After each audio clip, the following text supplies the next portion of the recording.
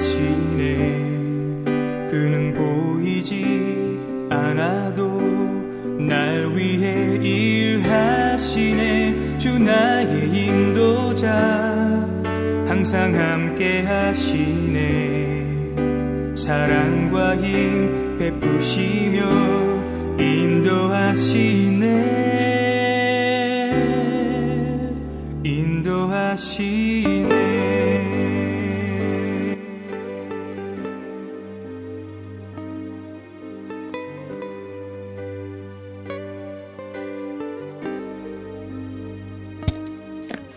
네, 교우 여러분 안녕하세요.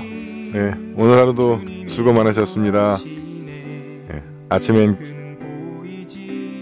기도, 저녁엔 성경, 코로나 시대를 헤쳐가는 크리스찬의 능력인 줄 믿습니다. 오늘 하루 기쁘고 감사했던 일 물론이고 어렵고 힘들었던 일도 주님 앞에 가져오면 주님께서 은혜로 결과를 맺게 해주신 걸 믿습니다. 그래서 아침엔 기도로 시작해서 저녁을 성경으로 마무리하면 하루 동안 계속 우리가 주님과 동행하는 삶이 됩니다. 비록 우리가 아무리 어려운 난관을 만나고 역경에 봉착한다 하더라도 주님의 도우심으로 승리할 수 있을 줄 믿습니다. 네, 오늘은 신명기 17장 처음 시작을 우상 숭배하고 점치고 하는 사람들로 시작을 하는데 사실 포인트는 사회정의예요. 그래서 그런 사람들을 재판할 때 어떻게 해야 되는지 하는 문제를 다루고 있습니다. 함께 보시죠. 내가 시키지도 않았는데 해나 달이나 하늘의 모든 천체와 같은 다른 신들을 찾아가서 섬기고 엎드려 전하는 사람이 생길 것이다. 네, 정말 그렇더라고요. 제가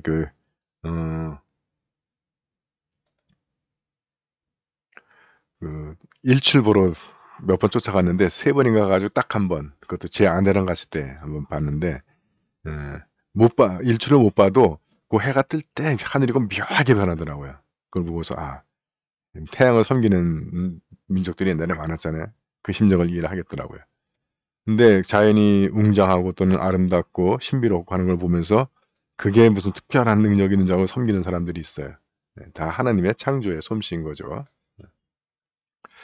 이런 일이 있다는 보고를 듣거든 너희는 그것이 사실인지 들어보고 잘 조사해 보아야 한다. 무조건 때려잡아서는 안 된다는 거예요. 만일 이스라엘 가운데 누군가가 그같이 불측한 일을 한 것이 사실로 드러나거든 소문만 듣고 하지 말고 심증으로 하지 말고 사실로 그런 못한 짓을 한 자가 남자든 여자든 성문 밖으로 끌어내어 돌로 쳐 죽여라. 여기까지는 계속 성경에 또 그 같은 메시지입니다. 그런데 그 사람을 죽이려면 두세 사람의 증언이 있어야 한다. 한 사람의 증언만으로는 죽일 수 없다라고 하는 거죠. 그러니까 이게 지금 신명기면은 지금으로부터 출애굽에서 가나안 들어가기 전이니까 한 4,000년쯤 전인데 이때 지금 그 공동체, 그 사회에 해를 끼치는 사람을 처단하는 문제를 이렇게 하는 거예요. 두세 사람의 증언이 있어야 한다. 사실을 확인해야 되고. 그 당시에는 그냥 권력자가 손 내리면 다 죽는 거잖아요. 그래서 성경의 인권이라는 것이 어느 정도인지를 좀 여러분들이 이해하셨으면 좋겠어요. 하나님도 이거 아주 싫어하죠. 이놈들은 남기지 말고 죽여라 라고 하는데도 그런데 그 사람을 죽이려면 두세 사람의 증언이 있어야 한다는 거예요. 한 사람의 말로는 죽일 수 없다. 여러분, 우리 하나님이 얼마나 공정하신 하나님이시고 얼마나 그 사람의 생명을 존귀히 여기시는 분이신지. 판결의 기준입니다. 너희가 사는 성 안에서 살인사건이나 민사사건이나 폭력사건 중 너희가 다루기 벅찬 소송사건이 생길 경우 너희 하나님 야훼께서 고르신 곳으로 그 소송권을 가지고 올라가서 사제인 레위인과 바로 그때 일본은 재판관에게 제출하면 그들이 조사해보고 너희에게 판결을 내려줄 것이다. 너희는 야훼께서 고르신 그곳에서 그들이 내리는 판결에 복종해야 한다. 그들이 일러주는 대로 어김없이 따라야 한다. 그들이 내리는 지시와 선포하는 판결을 그대로 받아들여 그 판결을 어김없이 따르도록 하여라.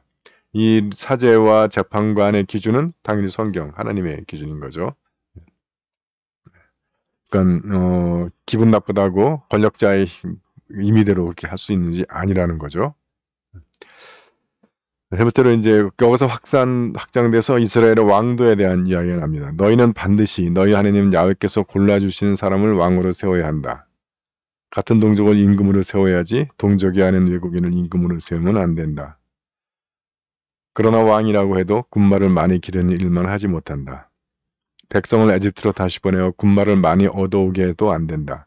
너희가 그리로 되돌아가지 못하리라고 야훼께서 너희에게 일러두시지 않았느냐. 네. 상비군 두지 말라는 거죠. 군비 확장에다가 돈 쓰지 말라는 거고요. 왕은 또 많은 후궁을 거느리지 못한다. 그러면 마음이 다른 데로 쏠릴 것이다. 은가금을 너무 많이 모아도 안 된다. 네. 그는 왕이 오른 다음에도 레위인 사제를 지켜 이 가르침을 두루마리에 베껴 평생 자기 옆에 두어두고 날마다 읽어야 한다. 네. 결국 이게 두 가지죠. 왕이 군대 창비군을 갖고 싶어 하는 것. 그전에 창비군이 없이 왕이 소집하면 그때 모여서 외침이 있으면 군대를 소집해서 싸우고 전쟁이 끝나면 다시 각자 집으로 돌아가는 거였거든요. 근데 상비군을 두게 되면 이거 유지해야 되잖아요. 먹여야 되고 입혀야 되고 그러면서 이제 그러면 세금 걷어야 되고 근데 아무 일도 안 하고 계속 군대만 유지할 수 없으니까 뭐 성과도 보여야 되니까 전쟁하게 돼요. 그래서 전쟁하다 보면 병력이 부족해지니까 이제 나라에 있는 자식들 다 끌고 가서 전쟁 치르게 하는 거죠. 이건 뭐 고금을 막론하고 옛날 임금들이 다 하던 일이고 지금도 뭐 똑같은데 근데 지금이야 이제 뭐 군대를 안 가질 수 없겠죠. 사실은 근데 군대 없는 나라도 많아요. 유럽 같은 경우도 미군한테 의지하고 있죠. 나토가 거의 대부분 미군이 주력이고 오히려 자기네들이 그래서 상비군을 두면 돈이 더 많이 필요하니까 아예 미군한테 돈을 주고 우리나라 지켜달라 용병을 쓰듯이 하는 겁니다. 그리고 오히려 국방비가 적게 된다는 거예요.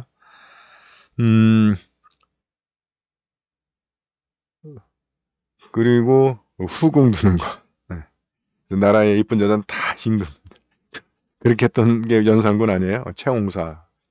여러 가지 있더라고. 채홍사도 있고 채청사도 있던 거 해서 뭐 그것도 한 명이 아니에요. 여러 명이 있어가지고 전국을 다니면서 아가씨들을 다 궁으로 끌고 뒤로 오는 거죠. 뭐 연산군이야 뭐 아가씨만 그런 게 아니라 여염집 부인들도 막 했으니까. 그래서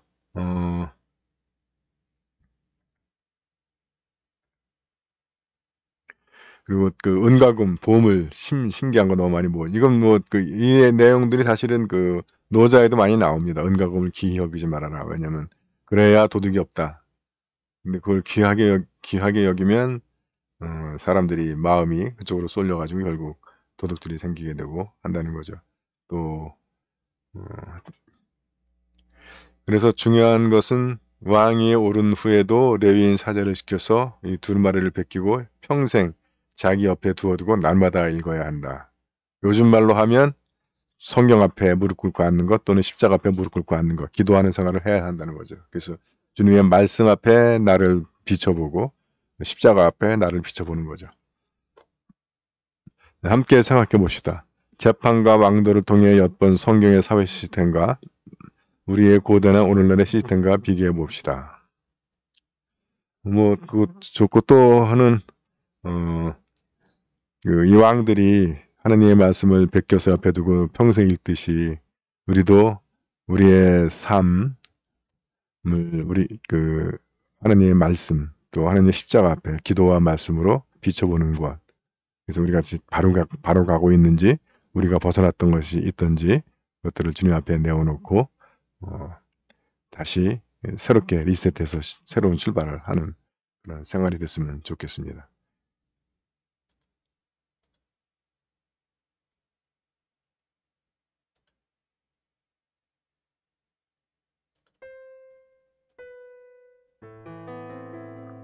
예, 여러분 오늘은 여기까지입니다. 오늘 하루도 여러분들 수고 많으셨고요. 예, 주님의 보호하신 가운데서 편안한 휴식 취하시기 바랍니다. 예, 교우 여러분 사랑합니다. 행복하세요.